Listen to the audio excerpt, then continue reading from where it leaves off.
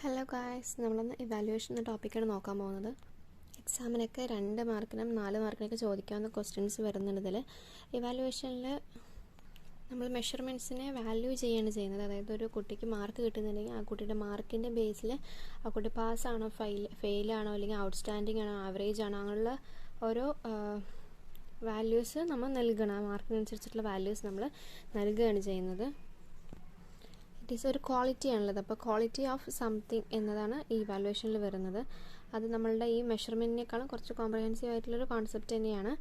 Evaluation എന്ന് പറഞ്ഞു കഴിഞ്ഞാൽ ഒരു കാര്യത്തിൻ്റെ അല്ലെങ്കിൽ ഒരു സാധനത്തിൻ്റെ അല്ലെങ്കിൽ ഒരു ഒബ്ജക്റ്റിൻ്റെ ഒരു പീപ്പിളിൻ്റെ അങ്ങനെ എന്താണോ നമ്മൾ വാല്യൂ ചെയ്യാൻ ഉദ്ദേശിക്കുന്നത് ആ വാല്യൂവിനെ നമ്മൾ ജഡ്ജ് ചെയ്യുക എന്ന പ്രോസസ്സാണ് ഇവാലുവേഷനിൽ വരുന്നത്.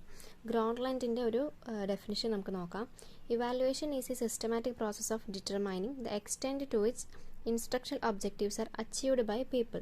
ഇവാലുവേഷൻ എന്ന് പറഞ്ഞാൽ സിസ്റ്റമാറ്റിക് പ്രോസസ്സാണ്, നമുക്ക് ഓൾറെഡി അറിയാം.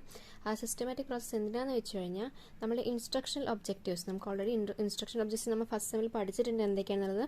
അപ്പോൾ cognitive domain, effective domain and psychomotor domain, ഈ ഇൻസ്ട്രക്ഷണൽ ഒബ്ജക്റ്റീവ്സ് ഒക്കെ കുട്ടികൾ എത്രത്തോളം പീപ്പിൾ എത്രത്തോളം അച്ചീവ് ചെയ്തിട്ടുണ്ട് എന്നത് ഇവാലുവേറ്റ് ചെയ്യാനാണ് നമ്മൾ ഈ ഇവാലുവേഷൻ പ്രോസസ്സ് നമ്മൾ യൂസ് ചെയ്യുന്നത് എന്നാണ് ഗ്രൗണ്ട്ലാൻഡിൻ്റെ ഡെഫിനിഷനിൽ പറയുന്നത്. മെയിനായിട്ട് എക്സാമിൽ ഇവാലുവേഷൻ്റെ ടൈപ്സാണ് ചോദിക്കുക. ഒരു 4 മാർക്കിനൊക്കെ ടൈപ്സ് ചോദിക്കുക. അപ്പോൾ ടൈപ്സ് പഠിക്കുന്ന സമയത്ത് നിങ്ങൾ അവർ തമ്മിലുള്ള ഡിഫറൻസ് ആയിട്ട് പഠിക്കുക. അങ്ങനെയാകുമ്പോൾ നമുക്ക് അത് ഒറ്റയ്ക്ക് ചോദിച്ചു കഴിഞ്ഞാൽ നമുക്ക് എഴുതാൻ സാധിക്കും. അപ്പോൾ ഡിഫറൻസ് ചോദിച്ചു കഴിഞ്ഞാൽ നമുക്ക് എഴുതാൻ എളുപ്പമായിരിക്കും. അപ്പോൾ 2 ടൈപ്സാണ് ഇവാലുവേഷൻ ഉള്ളത്. ഫോർമാറ്റീവ് ഇവാലുവേഷനും summative evaluation. Formative evaluation summative evaluation നമുക്ക് ഓൾറെഡി നമ്മൾ അതിൻ്റെ കാര്യങ്ങളൊക്കെ നോക്കിയിട്ടുണ്ടായിരുന്നു. അപ്പോൾ അതിന് ഡിഫറൻസ് ആയിട്ട് പഠിക്കണമെന്നുണ്ടെങ്കിൽ നമ്മൾ ഫോർമാറ്റീവ് എന്ന് നമുക്കറിയാമല്ലേ, നമ്മളുടെ യൂണിറ്റ് ടെസ്റ്റുകൾ അതുപോലെ തന്നെ ഇടയ്ക്കിടയ്ക്ക് തരുന്ന അസൈൻമെൻറ്റ്സ് ഇതൊക്കെ ഫോർമാറ്റീവിൽ വരുന്നതാണ്. സമ്മേറ്റീവ് എന്ന് പറഞ്ഞു കഴിഞ്ഞാൽ നമ്മുടെ കോഴ്സിൻ്റെ എൻഡിലാണ് നമ്മൾ ആ ഒരു ഇവാലുവേഷൻ നടത്തുക. മീൻസ് ഒരു എക്സാം കഴിഞ്ഞിട്ട് ഒരു ഫുൾ കോഴ്സ് അതിൽ ഇൻക്ലൂഡ് ആവുന്നുണ്ട് അല്ലേ. അപ്പോൾ നമുക്ക് ഡിഫറൻസ് ആയിട്ട് നോക്കാം. അപ്പോൾ നമുക്ക് വേഗം പഠിച്ചെടുക്കാൻ എളുപ്പമായിരിക്കും. ഫോർമാറ്റീവ് എന്ന് പറഞ്ഞാൽ ഡെവലപ്മെൻറ്റൽ ഇൻ നേച്ചറാണ്. നമ്മൾ ഓരോ കോഴ്സിൽ ഇടയ്ക്കിടയ്ക്ക് ഒരു യൂണിറ്റ് ടെസ്റ്റ് വരുമ്പോൾ നമ്മൾ എന്തൊക്കെ ആ യൂണിറ്റ് ടെസ്റ്റ് കഴിഞ്ഞിട്ടാണ് നമ്മൾ ആ ഇവാലുവേഷൻ നടത്തുക. അപ്പോൾ യൂണിറ്റ് ടെസ്റ്റിൽ നമുക്ക് എന്തൊക്കെ ഡെവലപ്മെൻറ്റ് നമ്മൾ വരുത്തണം, എവിടെയാണ് നമുക്ക് മാർക്ക് കുറഞ്ഞിരിക്കുന്നത്, എവിടെയാണ് നമ്മൾ ഫോക്കസ് ചെയ്യേണ്ട പോയിൻറ്റ്സ് ഏതൊക്കെയാണ്, അങ്ങനെയുള്ള കാര്യങ്ങളൊക്കെ നമുക്ക് ഈ ഫോർമാറ്റീവ് ഇവാലുവേഷനിലൂടെ നടത്താൻ സാധിക്കും. അതുകൊണ്ട് തന്നെയാണ് അത് ഡെവലപ്മെൻറ്റൽ ഇൻ നേച്ചർ എന്ന് പറയുന്നത്. പക്ഷേ സമ്മേറ്റീവ് ആണെങ്കിൽ അത് ടെർമിനൽ ഇൻ നേച്ചർ, നമ്മളുടെ ഒരു കോഴ്സിൻ്റെ എൻഡിലാണ് നമ്മൾ ചെയ്യുന്നത് അല്ലേ. അതുകൊണ്ട് terminal in nature. Teacher made test എന്ന് പറയുമ്പോൾ നമ്മളൊരു ക്ലാസ്സിന് അങ്ങനെയായിട്ട് ചെയ്യുന്ന ഒരു ഇവാലുവേഷനാണ് ഫോർമാറ്റീവ് ഇവാലുവേഷൻ. സമ്മേറ്റീവിലേക്ക് വരുന്ന സമയത്ത് അവിടെ സ്റ്റാൻഡർഡൈസ്ഡ് ടെസ്റ്റാണ്, അതായത് ഒരു ഗ്രൂപ്പ് പെർഫോമൻസാണ് നമ്മൾ അറിയാൻ ശ്രമിക്കുന്നത് ആ ഒരു ടെസ്റ്റിലൂടെ. ഇനി ഫോർമാറ്റീവ് നമുക്ക് ഇമീഡിയറ്റ് ആയിട്ടുള്ള ഫീഡ്ബാക്ക് കിട്ടും. ഒരു എക്സാം കഴിഞ്ഞ് കഴിഞ്ഞാൽ അപ്പോൾ തന്നെ നമുക്ക് അതിൻ്റെ പേപ്പർ കിട്ടും, നമുക്ക് ഇമീഡിയറ്റ് ആയിട്ട് നമുക്കത് ഇവാലുവേറ്റ് ചെയ്യാൻ സാധിക്കും. പക്ഷേ സമ്മേറ്റീവ് ആണെന്നുണ്ടെങ്കിൽ ഫീഡ്ബാക്ക് കിട്ടും, പക്ഷേ ഫോർമാറ്റീവിനെ പോലെ ഇമീഡിയറ്റ് ആയിട്ട് നമുക്കത് കിട്ടില്ല. അടുത്തത് ഫോർമാറ്റീവിൽ ഫ്യൂ സ്കിൽസാണ് നമ്മളതിൽ ഫോക്കസ് ചെയ്യുന്നത്. പക്ഷേ സമ്മേറ്റീവിൻ്റെ ഇവാലുവേഷനിൽ നമ്മൾ ലാർജ് നമ്പർ ഓഫ് സ്കിൽസ് നമ്മളതിൽ ഇൻക്ലൂഡ് ചെയ്യുന്നുണ്ട്. അതുപോലെ തന്നെ നമ്മളുടെ ഫോർമാറ്റീവിൽ നമ്മൾ ഇവാലുവേഷൻ ഒരു പ്രോസസ്സായിട്ട് നമ്മൾ കാണുന്നത്, എങ്ങനെയാണ് അത് നടക്കുന്നത് എന്ന കാര്യമാണ് നമ്മളവിടെ ഫോർമാറ്റീവിൽ നോക്കുന്നത്. പക്ഷേ സമ്മേറ്റീവിൽ വരുന്ന സമയത്ത് അവിടെ നമ്മൾ ഇവാലുവേഷന് ഒരു പ്രോഡക്റ്റ് ആയിട്ടാണ് നമ്മൾ കാണുന്നത്. ഒരു എൻഡ് ഓഫ് ദ കോഴ്സ് ആയതുകൊണ്ട് ആ ഒരു കോഴ്സിലുള്ള നമുക്ക് അവസാനം നമുക്ക് എന്ത് കിട്ടി എന്നുള്ള ഒരു പ്രൊഡക്റ്റ് ആയിട്ടാണ് നമ്മൾ സമ്മേറ്റീവ് ഇവാലുവേഷനിൽ നമ്മളത് കൺസിഡർ ചെയ്യുന്നത്. ഇനി അടുത്തത് ഫോർമാറ്റീവിൽ ലിമിറ്റഡ് കണ്ടൻറ് ഏരിയ ആയിരിക്കും, സമ്മേറ്റീവിൽ ഹോൾ കണ്ടൻറ് ഏരിയ. ഞാൻ പറയേണ്ട കാര്യമില്ല, നമുക്ക് ഓൾറെഡി അറിയാം. യൂണിറ്റ് ടെസ്റ്റും ആനുവൽ എക്സാമും തമ്മിലുള്ള ഡിഫറൻസ് നോക്കിയാൽ നമുക്കറിയാം. യൂണിറ്റ് ടെസ്റ്റ് നമ്മൾ ലിമിറ്റഡ് കണ്ടൻറ് ഏരിയയാണ് നമ്മൾ ഫോക്കസ് ചെയ്യുന്നത്. നമ്മളുടെ ആനുവൽ എക്സാമിൽ നമ്മൾ ഹോൾ കണ്ടൻറ് ഏരിയയാണ് നമ്മൾ ഫോക്കസ് ചെയ്യുന്നത്.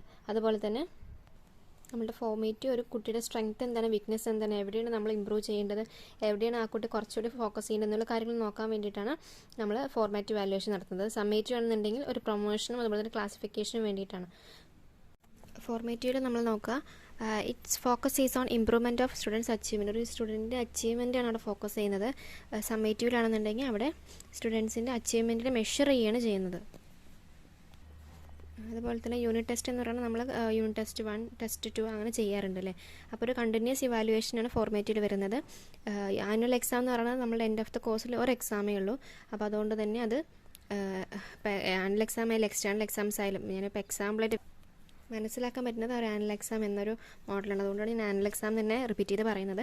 അപ്പോൾ ആനുവൽ എക്സാം ഒക്കെ ആകുമ്പോൾ എൻഡ് ഓഫ് ദ കോഴ്സ് ആയിരിക്കും. അപ്പോൾ അത് ഒരു എക്സാം ആയിരിക്കും അതിലുണ്ടാവുക. അപ്പോൾ അതുകൊണ്ട് തന്നെ ഇത് കണ്ടിന്യൂസ് ഇവാലുവേഷൻ ആണ്. അതുപോലെ തന്നെ സമ്മേറ്റീവിൽ വരുന്ന സമയത്ത് അത് നോൺ കണ്ടിന്യൂസ് ആണ്. അതുപോലെ തന്നെ നമുക്ക് പറയാം, ഇത് ഫോർമാറ്റീവ് ഇവാലുവേഷൻ എന്ന് പറയുന്നത് നമ്മുടെ കോഴ്സിൻ്റെ ഇൻസ്ട്രക്ഷൻ്റെ ഇടയിൽ ഡ്യൂറിൻ്റെ കോഴ്സിൻ്റെ സമയത്താണ് നടക്കുന്നത്. അതുപോലെ തന്നെ സമ്മേറ്റീവ് ആണെന്നുണ്ടെങ്കിൽ നമ്മുടെ അക്കാദമിക് സെക്ഷൻ്റെ എൻഡിലാണ് ഈ ഒരു ഇവാലുവേഷൻ നടക്കുന്നത്. അതുപോലെ തന്നെ നമ്മൾ ക്ലാസ് റൂം ഇൻസ്ട്രക്ഷൻ ഇമ്പ്രൂവ് ചെയ്യാൻ ഫോർമാറ്റീവ് സഹായിക്കാറുണ്ട്. നമ്മുടെ ഓവറോൾ റിസൾട്ടാണ് നമ്മൾ ഈ ടീച്ചിങ് ലേണിംഗ് പ്രോസസ്സിൽ സമ്മേറ്റീവ് ഇവാലുവേഷൻ ടീച്ചിങ് ലേണിംഗ് പ്രോസസ്സിൽ ഈ ഓവറോൾ റിസൾട്ടാണ് നമ്മൾ പ്രൊവൈഡ് ചെയ്യുക. ഇനി നമ്മൾ അടുത്ത് നോക്കാൻ പോകുന്നത് മെഷർമെൻറ്റും ഇവാലുവേഷനും നമ്മളുടെ കമ്പാരിസൺ ആണ്. ഇത് എപ്പോഴും 2 മാർക്കിനൊക്കെ നമുക്ക് എക്സാമിന് ചോദിക്കുന്ന ക്വസ്റ്റ്യൻസ് ആണ്. അപ്പോൾ ഇമ്പോർട്ടൻ്റ് ആയിട്ടുള്ള കുറച്ച് പോയിൻറ്റ്സ് ഓർത്ത് വയ്ക്കുക, എന്നിട്ട് അതിനെ എക്സ്റ്റെൻഡ് ചെയ്ത് എഴുതുക. അപ്പോൾ നമുക്ക് നോക്കാം. മെഷർമെൻറ്റ് എന്ന് പറയുന്നത് ക്വാണ്ടിറ്റേറ്റീവ് ആണ്. ഇവാലുവേഷൻ എന്ന് പറയുന്നത് ക്വാളിറ്റേറ്റീവ് ആണ്. മെഷർമെൻറ്റ് എന്തുകൊണ്ട് ക്വാണ്ടിറ്റേറ്റീവ്? നമ്മൾ ഓൾറെഡി പഠിച്ച കാര്യം റിപ്പീറ്റ് ചെയ്ത് വരികയാണ്. അപ്പോൾ നമ്മൾ ഓരോ പോയിൻറ്റ്സ് നമ്മൾ മെൻഷൻ ചെയ്യുമ്പോൾ അതിനൊന്ന് ഡിസ്ക്രൈബ് ചെയ്ത് കൊടുക്കുക. നമ്മുടെ മെഷർമെൻറ്റ് പ്രസൻറ്റിലാണ് ഫോക്കസ് ചെയ്യുന്നത്. എത്രത്തോളം ഉണ്ട്, മീൻസ് എത്രത്തോളം ആണ്, ഹൗ മച്ച്, എത്ര മാർക്സ് ആണ്, അങ്ങനെയുള്ള കാര്യങ്ങൾ പ്രസൻറ്റിൻ്റെ ആ ഒരു ബേസിലാണ് നമ്മൾ മെഷർമെൻറ്റ് എടുക്കുക. പക്ഷേ ഇവാലുവേഷൻ എന്നുണ്ടെങ്കിൽ അതൊരു ക്വാളിറ്റേറ്റീവ് ജഡ്ജ്മെൻ്റ് ആണ്. അവിടെ നമ്മൾ പ്രസൻറ്റ്, പാസ്റ്റ്, ഫ്യൂച്ചർ എല്ലാം നോക്കിയിട്ട് എത്രത്തോളം നല്ലതായിട്ടാണ് ചെയ്യുന്നത്, മീൻസ് ആ ഒരു ക്വാളിറ്റി എന്താണ്, എത്ര ക്വാളിറ്റിയാണ് അവിടെ നമ്മൾ വാല്യൂ ചെയ്യുന്നത് എന്നുള്ള കാര്യങ്ങളാണ് നമ്മൾ ഇവാലുവേഷനിൽ നോക്കുക. ഇനി മെഷർമെൻറ്റ് എന്ന് പറയുന്നത് ഒബ്ജക്റ്റീവാണ്, നമ്മുടെ ഇവാലുവേഷൻ സബ്ജക്റ്റീവാണ്. അതുപോലെ തന്നെ മെഷർമെൻറ്റ് എന്ന് പറയുന്നത് പ്രിസൈസ് ആണ്, സയൻറ്റിഫിക് ആണ്. Evaluation interpretative and philosophical. ഇപ്പോൾ മെഷർമെൻറ്റ് എന്ന് പറയുന്നത് നോട്ട് കണ്ടിന്യൂസ് ആണ്. ഇവാലുവേഷൻ എന്ന് പറയുന്നത് കണ്ടിന്യൂസ് പ്രോസസ്സാണ്. എന്തുകൊണ്ടാണ് നമ്മൾ മെഷർമെൻറ്റ് കണ്ടിന്യൂസ് അല്ലെന്ന് പറയുന്നത്? ഇറ്റ് ഈസ് ഒക്കേഷണൽ ആയതുകൊണ്ടാണ് നമ്മൾ നോട്ട് കണ്ടിന്യൂസ് എന്ന് പറയുന്നത്. ടെസ്റ്റൊക്കെ നമ്മൾ ഓരോ ഒക്കേഷനിൽ കണ്ടക്ട് ചെയ്യാറുള്ളൂ. നമ്മളുടെ സ്റ്റുഡൻസിൻ്റെ അച്ചീവ്മെൻറ്റ് എത്രത്തോളം അറിയാൻ വേണ്ടിയിട്ട് നമ്മളൊരു പോർഷൻസൊക്കെ കഴിഞ്ഞിട്ടേ ടെസ്റ്റ് കണ്ടക്ട് ചെയ്യാറുള്ളൂ. അതുപോലെ തന്നെ ഇവാലുവേഷൻ എന്ന് പറയുന്നത് കണ്ടിന്യൂസ് ആയിട്ടുള്ള പ്രോസസ്സാണ്.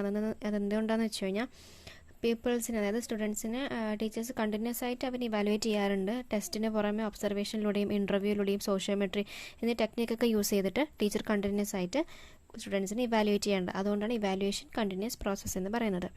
മെഷർമെൻറ്റ് എന്ന് പറയുന്നത് ഇവാലുവേഷനിൽ നിന്നും ഇൻഡിപെൻഡൻ്റ് ആയിട്ടുള്ള ഒരു കാര്യമാണ്. പക്ഷേ ഇവാലുവേഷൻ എന്ന് പറഞ്ഞു കഴിഞ്ഞാൽ കറക്റ്റായിട്ടുള്ള മെഷർമെൻറ്റ് ഉണ്ടെങ്കിൽ നമുക്ക് കറക്റ്റായിട്ടുള്ള ഇവാലുവേഷൻ നടക്കുകയുള്ളൂ. അതുകൊണ്ട് തന്നെ കറക്റ്റ് ഇവാലുവേഷൻ നമ്മളുടെ കറക്റ്റായിട്ടുള്ള മെഷർമെൻറ്റിനെ ഡിപ്പെൻഡ് ചെയ്തിരിക്കുകയാണ്. അതുപോലെ മെഷർമെൻറ്റിൻ്റെ സ്കോപ്പ് ലിമിറ്റഡ് ആണ്. ഇവാലുവേഷൻ സ്കോപ്പ് എന്ന് പറയുന്നത് അൺലിമിറ്റഡ് ആണ്. നമുക്കിനി അസസ്മെൻറ്റും ഇവാലുവേഷനും തമ്മിലുള്ള ഡിഫറൻസ് എന്താണെന്ന് നോക്കാം. അസസ്മെൻറ്റ് സ്റ്റുഡൻസിനെയും ടീച്ചേഴ്സിനെയും ഒരുപോലെ ലേണിങ്ങിൽ സഹായിക്കുന്നുണ്ട്. അപ്പോൾ അസസ്മെൻറ്റിൽ വരുന്നത് പ്രോസസ്സ് ഓറിയൻറ്റഡ് ആയിട്ടുള്ള ഒന്നാണ് അസസ്മെൻറ്റ് എന്ന് പറയുന്നത്. അതായത് എങ്ങനെയാണ് ആ ഒരു പഠനം, മീൻസ് അവരുടെ ആ ഒരു പ്രോസസ്സ് എങ്ങനെയാണ് പോകുന്നത് എന്നതാണ് ഈ പ്രോസസ്സ് ഓറിയൻറ്റഡിലായിട്ട് വരുന്നത്. ഇവാലുവേഷൻ്റെ കേസാണെന്നുണ്ടെങ്കിൽ അവിടെ പ്രോഡക്റ്റ് ഓറിയൻറ്റഡ് ആണ്. എന്താണ് അവിടെ പഠിച്ചത്, മീൻസ് എന്താണ് അവരുടെ ആ ഒരു പ്രൊഡക്റ്റ്, ഒരു കോഴ്സ് കഴിഞ്ഞ് അവസാനം അവർക്ക് എന്താണ് കിട്ടിയത് എന്നതാണ് ഇവാലുവേഷനിൽ വരുന്നത്. അസസ്മെൻറ്റ് ഒരു ഡയഗ്നോസ്റ്റിക് ഇൻ നേച്ചറാണ്. അതായത് അവിടെ എന്തൊക്കെയാണ്, മീൻസ് നമ്മളുടെ ഇമ്പ്രൂവ്മെൻറ്റിൻ്റെ ഏരിയകൾ ഏതൊക്കെയാണ് എന്നതാണ് ഫോക്കസ് ചെയ്യുന്നത്. ഇവാലുവേഷൻ എന്ന് വെച്ച് കഴിഞ്ഞാൽ ജഡ്ജ്മെൻറ്റിലാണ്, ഒരു ഓവറോൾ ആയിട്ടുള്ള ഒരു ഗ്രേഡ് അവിടെ പ്രൊവൈഡ് ചെയ്യുന്നുണ്ട്. അത് അസസ്മെൻറ്റ് ഒബ്ജക്റ്റീവാണ്, ഇവാലുവേഷൻ സബ്ജക്റ്റീവാണ്. അതുപോലെ തന്നെ പർപ്പസിൽ വരുന്ന സമയത്ത് അസസ്മെൻറ്റ് പർപ്പസ് എന്ന് പറയുന്നത് നമ്മളുടെ ഒരു ക്വാളിറ്റി ഇമ്പ്രൂവ് ചെയ്യാൻ വേണ്ടിയിട്ടാണ്. ക്വാളിറ്റി ഇൻക്രീസ് ചെയ്യാൻ, എത്രത്തോളം ഇൻക്രീസ് ചെയ്യാനാണ് നമുക്ക് ആ ക്വാളിറ്റിയിൽ എന്നതാണ് അസസ്മെൻറ്റിൻ്റെ കേസിൽ വരുന്നത്. ഇവാലുവേഷനിൽ വരുന്ന സമയത്ത് അവിടെ ജഡ്ജ് ചെയ്യുകയാണ് ചെയ്യുന്നത്. നമ്മളുടെ ആ ഒരു ക്വാളിറ്റിനെ ഒരു വാല്യൂ കൊടുത്തിട്ട് അവിടെ ജഡ്ജ് ചെയ്യുകയാണ് ചെയ്യുന്നത്. അതുപോലെ തന്നെ അസസ്മെൻറ്റിന് ഗ്രേഡഡ് ഒന്നുമില്ല. ഇവാലുവേഷൻ ആണെന്നുണ്ടെങ്കിൽ നമുക്കറിയാം സമ്മേറ്റീവ് ആണ് ഇവാലുവേഷനിൽ വരുന്നത്. സമ്മേറ്റീവ് പറഞ്ഞു കഴിഞ്ഞാൽ ഒരു കോഴ്സ് കഴിഞ്ഞിട്ട് നമുക്ക് ഒരു ഗ്രേഡ് കിട്ടും, ഒരു മാർക്കോ അല്ലെങ്കിൽ അതിനനുസരിച്ചിട്ടുള്ള ഒരു വാല്യൂ, മാർക്കിനനുസരിച്ചിട്ടുള്ള ആ ഒരു വാല്യൂവിനെ ജഡ്ജ് ചെയ്യണം അവിടെ ചെയ്യുന്നത്. അപ്പോൾ ഒരു ഗ്രേഡ് നമുക്ക് ഇവാലുവേഷനിൽ കിട്ടും. നമ്മളുടെ അസസ്മെൻറ്റ് എന്ന് പറയുന്നത് നമുക്ക് ഇൻഫർമേഷൻ പ്രൊവൈഡ് ചെയ്യാൻ വേണ്ടിയിട്ടാണ്. ഇവാലുവേഷൻ എന്ന് പറഞ്ഞാൽ നമ്മുടെ വാല്യൂസിനെ ജഡ്ജ് ചെയ്യാൻ വേണ്ടിയിട്ടാണ്, നമ്മൾ ഓൾറെഡി പറഞ്ഞു. നമുക്ക് എന്ത് പറയാം, അസസ്മെൻറ്റ് ഒരു കണ്ടിന്യൂസ് ആയിട്ടുള്ള പ്രോസസ്സല്ലേ, കണ്ടിന്യൂസ് ആണ്. ഇവാലുവേഷൻ എന്ന് പറയുന്നത് ഒരു എൻഡ് ഓഫ് ദ കോഴ്സിൽ വരുന്നതാണ്, അപ്പോൾ എൻഡ് പോയിൻ്റ് ആണ്. അസസ്മെൻറ്റ് ഫോർമേറ്റീവ് ആണ്, ഇവാലുവേഷൻ സമ്മേറ്റീവ് ആണ്. നമ്മളുടെ ലേണിങ്ങിനെ എൻഹാൻസ് ചെയ്യാൻ വേണ്ടിയിട്ടാണ് അസസ്മെൻറ്റ് നടത്തുന്നത്. ഇവാലുവേഷൻ എന്തിനു വേണ്ടിയിട്ടാണ്, നമ്മളുടെ ആ ഒരു ക്വാളിറ്റി ഡിറ്റർമൈൻ ചെയ്യാൻ വേണ്ടിയിട്ട്. അപ്പോൾ ഞാനിതിൽ പോയിൻറ്റ്സ് ആയിട്ട് ചെയ്തിരിക്കുന്നത് പോയിൻറ്റ്സ് പഠിക്കുക, എന്നിട്ട് എഴുതുമ്പോൾ ആ പോയിൻറ്റ്സിനെ ഇലാബറേറ്റ് ചെയ്തിട്ട് എഴുതുക. ഓക്കെ. അസസ്മെൻറ്റ്, ഇവാലുവേഷൻ, മെഷർമെൻറ്റ് ഇതെല്ലാം 2 മാർക്കിനും 4 മാർക്കിനുമായിട്ട് ചോദിക്കാറുണ്ട്. ഡിഫറൻസ് ചോദിക്കാറുണ്ട്. ഡയറക്റ്റ് ഡിഫറൻസ്, അസസ്മെൻറ്റ് ഇവാലുവേഷൻ തമ്മിലുള്ള ഡിഫറൻസ് എന്താണ്, അങ്ങനെ ഡയറക്റ്റ് ചോദിക്കാറുണ്ട്. അല്ലാന്നുണ്ടെങ്കിൽ ഈ ഒരു ടേമിന് 2 മാർക്കിന് ചോദിക്കാറുണ്ട്. അപ്പോൾ നന്നായി പഠിക്കുക. വീഡിയോ ഇഷ്ടപ്പെട്ടാൽ ലൈക്ക് ചെയ്യുക, ഷെയർ ചെയ്യുക, കമൻറ്റ് ചെയ്യുക.